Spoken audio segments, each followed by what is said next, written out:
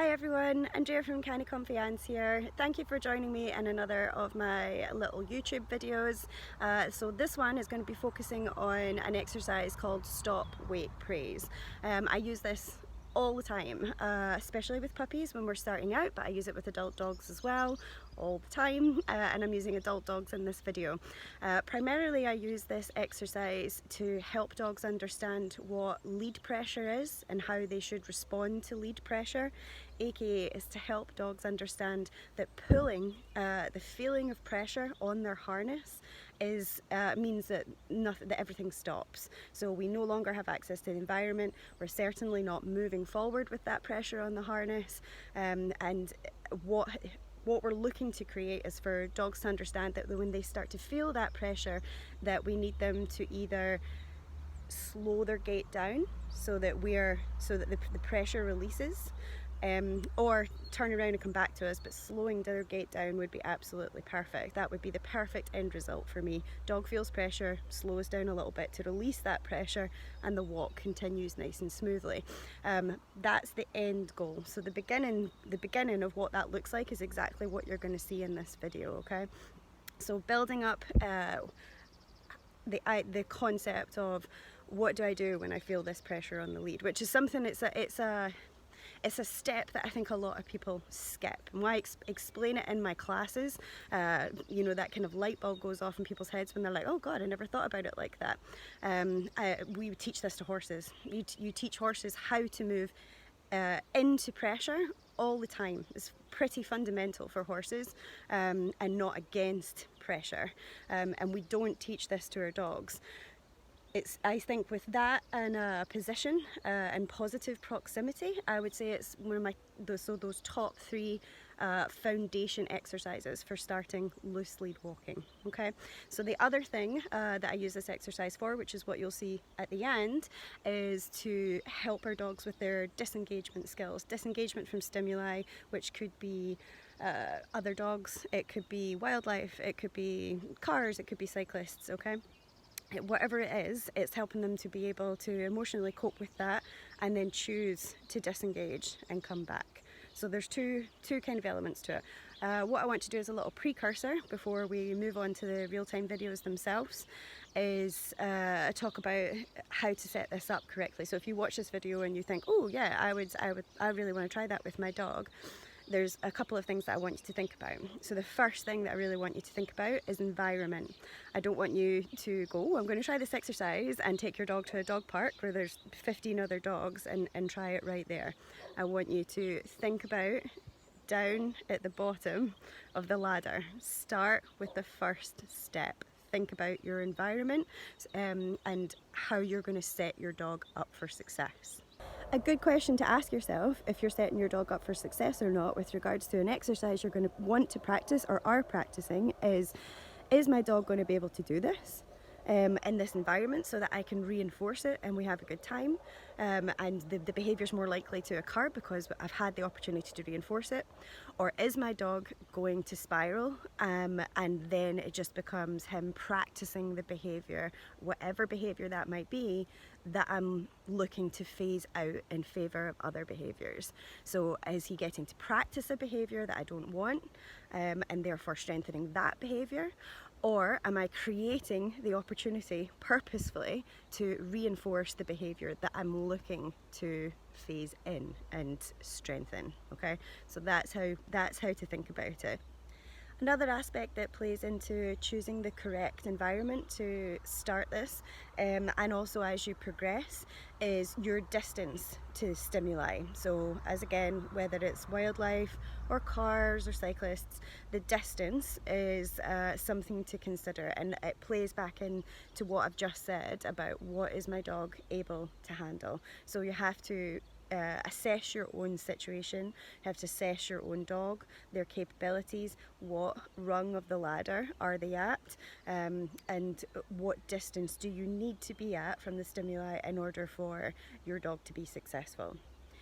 It's also important, I think, to mention that you should think about your lead length for this exercise, and when you're thinking about environment, especially when you're starting at the bottom of that ladder, somewhere that's safe and low distractions, it means that I would suggest always using a longer line. It doesn't have to be, 5, 6, 10 meters, not at all. But I want you to keep in mind that if you have a lead length, tongue twister, that is a meter and a half, that your dog only has to take 3 or 4 of their own steps, because I think their gait is much wider than ours, generally speaking, especially with Osso. He's a really big dog. So because they can only take 3 steps max, and then they're technically pulling and technically getting it wrong, you're going to be stopping a lot. So if you have a meter lead and you're trying this exercise, you're going to find that you're going to be stopping and waiting, every 5-6 seconds, even if you're lucky, maybe more than that. So lead length is really important. Give yourself a longer lead. So give yourself, where safe and applicable, give yourself a longer lead in general. I work backwards with this, this is how I teach my clients as well. So we start with longer leads while we're teaching our dog, what does lead pressure mean, where would I like you to be, position, and positive proximity. Being near me is awesome. So while we're teaching these 3 things, we have a longer lead, so that it gives our dogs more options to get it right. More options, or more opportunities to get it right. Okay, so longer leads allow us that, and then we can move on. Once we've built those concepts along with others, we can move on to teaching them a closer heel position. If what you're looking for is your dog to walk by your side, we work backwards to that once the dog has understood other fundamental concepts. Another aspect for setting yourself up for success when you try this exercise, if you try this exercise, is to pick a time when you have time. This exercise requires a lot of patience, particularly if you don't want to set up the wrong kind of behavioural chain. And by that, I mean the dog pops to the end of the lead, is pulling, feels the pressure, learns to come back to you, maybe even go around you. In this exercise, in this video, we're not using food because Osso is not food motivated. But if your dog is food motivated and you were treating your dog at your side, because you want that location, every time they come back and they take the treat and then they pop back to the end of the line again. And the same thing if the dog feels pressure, turns round, goes around you and pops back to the end of the line again, and then you move forward and you think that's enough. So you have to be careful and specific about what it is you're looking for.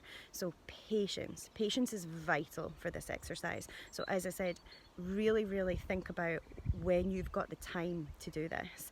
Even if it's 10-15 minutes and you're starting in your garden or on a quiet street, make sure that those 10-15 minutes, it doesn't matter how far you get, don't think about that distance.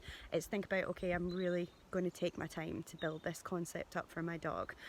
If you rush through it and you create a behavioural sequence you don't want, the yo-yo effect as we call it, pop to the end, come back, pop to the end and come back. And you can absolutely, if you're becoming frustrated because you do have a time restraint on you, or you're just not feeling very patient that day, and hey, we all have those days, that's not the day to train with this exercise if you're just feeling a little bit irritated for whatever other life reasons are going on. So as I say, environment, pick your environment carefully, think about your distance to stimuli, set your dog up for success and set yourself up for success. Don't worry about the distance. We're not trying to do 5-10 miles, we've just got this amount of time, and we want the right behavioural sequence here. So it's take your time, be patient, do a breathing exercise while you wait. When you have to stop and you're waiting and observing your dog and waiting for them to release that pressure, move into that pressure, do a breathing exercise. Simple yoga. In for 4, hold for 4, out for 4. In for 4, hold for 4, out for 4. Another breathing exercise I do in my classes. So this is a very much Zen exercise. It's really good for you guys to learn patience. Okay, frustration just creates more frustration. If you're frustrated, you can't teach. If you're frustrated, your dog can become frustrated. It's something we're looking to help them with, not create ourselves. All right, I think that's enough for me. I think we're gonna get started. So before I do this little short video of the stop, wait, praise exercise, I'm going to just do a little bit of background, because obviously it's always important. Every dog's different, every dog has their own story. So this is Mr. Osso. Osso is a rescue boy. He had a pretty sordid history. Definitely no history of being taught to walk on lead. And not a very nice history, basically, bless his heart. But he's in a wonderful home now. They love him dearly and have worked extremely hard with him because he was extremely fearful when he arrived. So he is now about 40 kilograms. He's a Pyrenean mountain dog. Good boy, baby. And we are working on his nice loose lead lessons now. He has a sister, Lulu. Oops, I'm just getting that out from underneath my feet. On you go, babe. That's it. Nice. And she was off lead, you'll see in the video as we go forward, because she's got really good recall. She's also a pretty arthritic girl, so she'll just cruise with her really good recall, so she can be off. But Mr. Osso, yeah, good boy with his flight history, and he can be very fearful, as I just said, so he can switch into flight mode very quickly. So if he was off lead, he might start off with being excited and exploring, but if something was to give him a fright, he could just run and then run and run. So Mr. Osso is an on-lead doggy, aren't you, baby? Alright, so that's a little bit of background.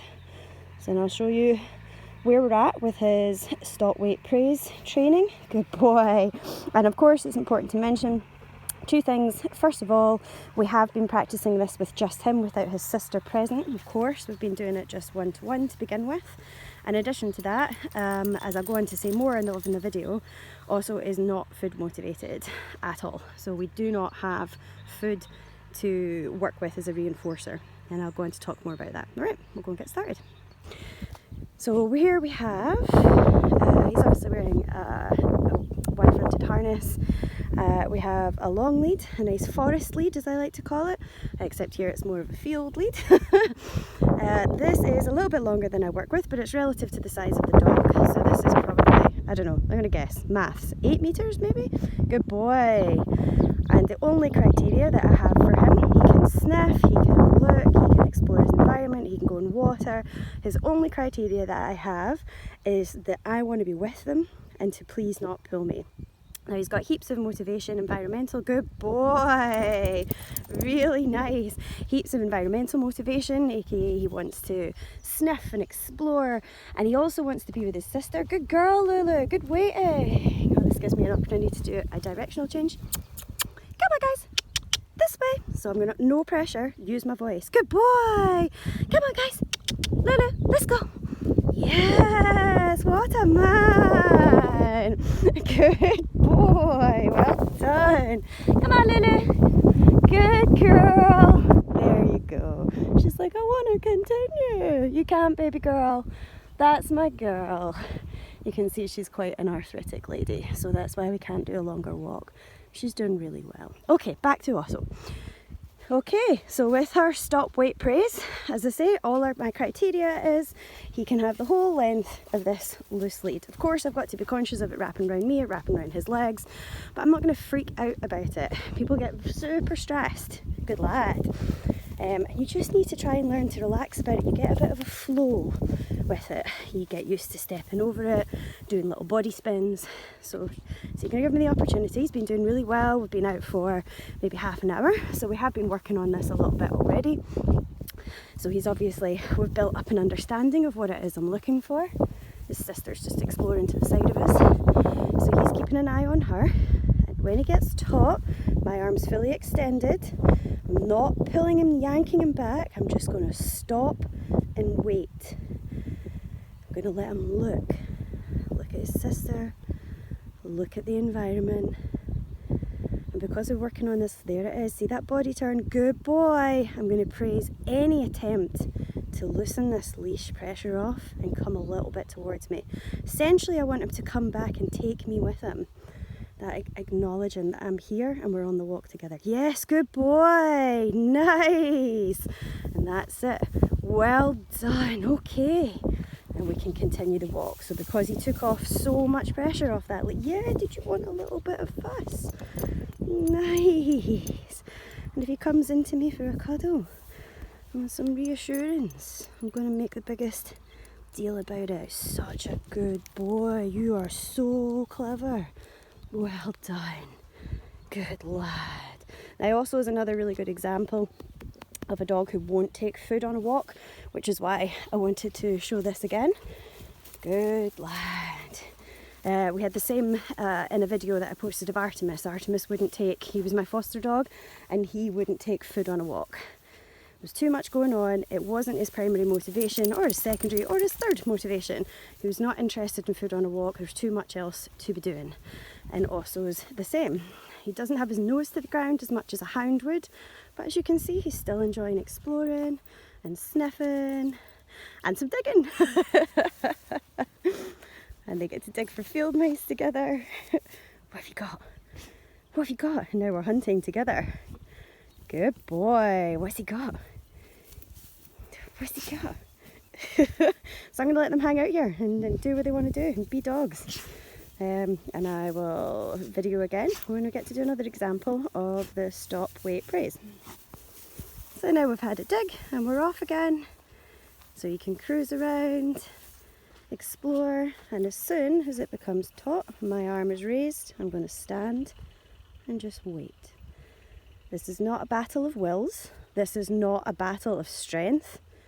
This is just helping me help him understand what it is to be on lead. That I want to be with him. He can explore and sniff as much as he wants, but I don't need to be pulled. I just don't want that feeling of pressure. Good boy. Any slackening off.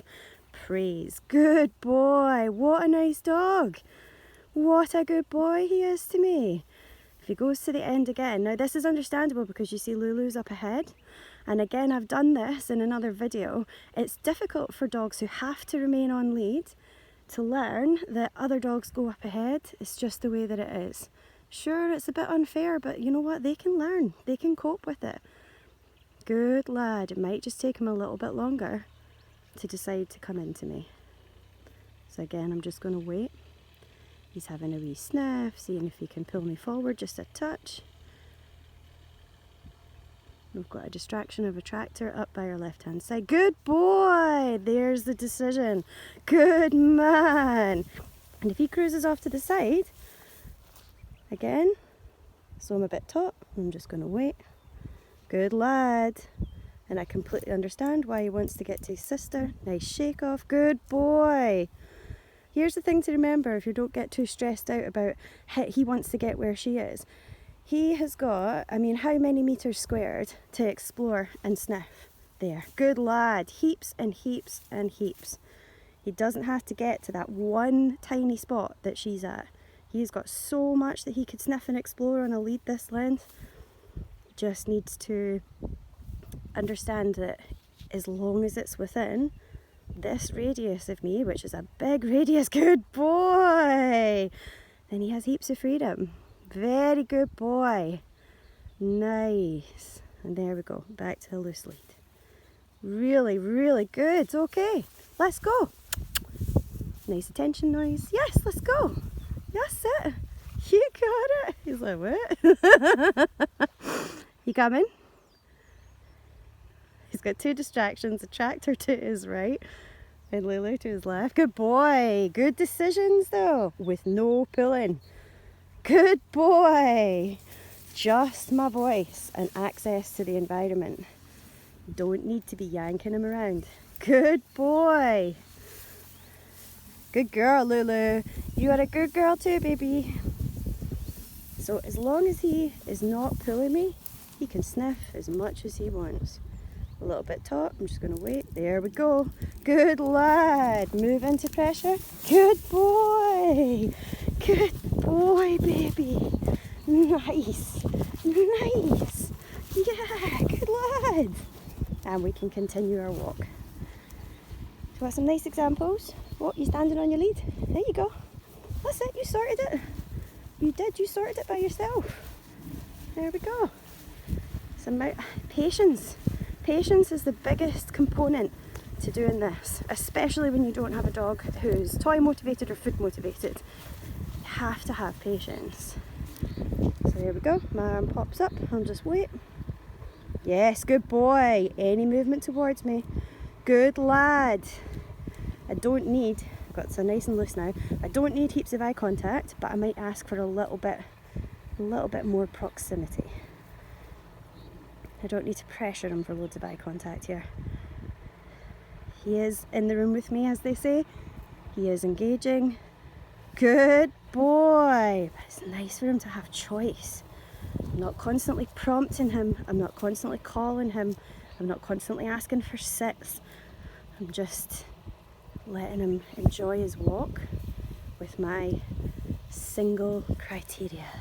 Don't pull me around. What good dogs. Nice. What a good boy. Well done, guys. Such a good boy. Good lad. And you get this lovely choice of being beside you. So nice. Well done, gorgeous. Okay, guys.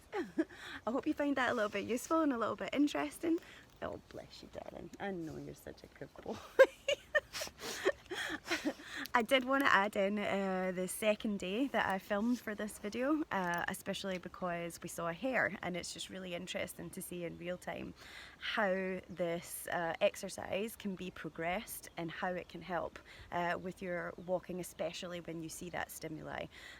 But unfortunately this video is already too long and I don't expect people to sit around for 30-40 minutes watching my videos, so I'm going to make a part 2 instead. Okay, thank you again for watching. I really appreciate it, you being here and training your dogs positively. See you soon, guys.